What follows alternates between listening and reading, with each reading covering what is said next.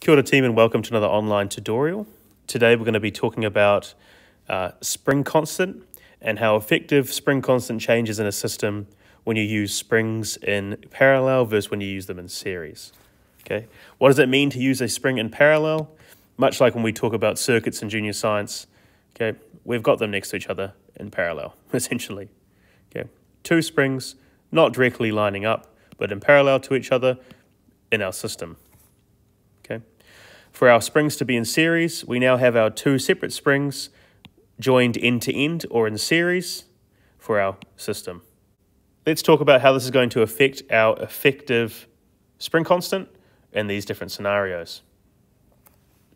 First of all, regarding parallel, if we think about Hooke's law and F equals Kx, if our force applied is constant, but when using our two springs, the extension is reduced, our effective spring constant must be the sum of these two. As they would add together, we have a greater spring constant.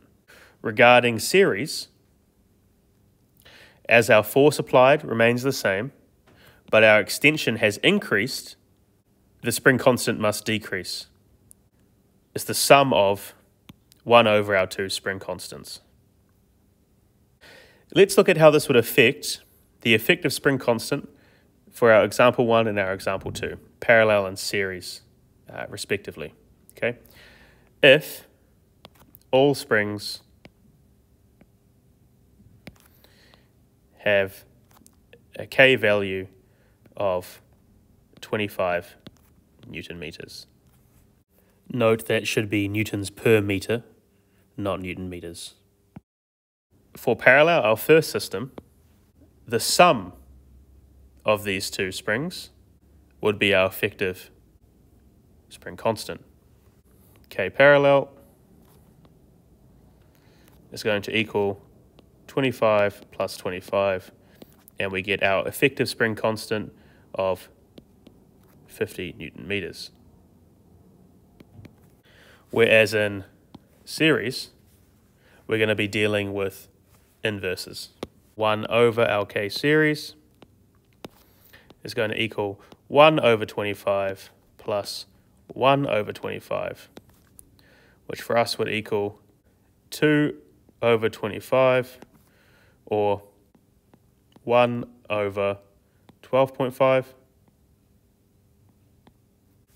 meaning that our effective spring constant in series has been reduced to 12.5 Newton meters. Again, please note the error here. This should be newtons per meter, not Newton meters, sorry. Hopefully this helps you understanding how using springs either in parallel or series will affect spring constant, okay, our K value, knowing that in parallel we have a sum of spring constants and in series we have a sum of their inverses. Hopefully this helps, team. Hopefully it helps you to get out there and get into some physics. Good luck.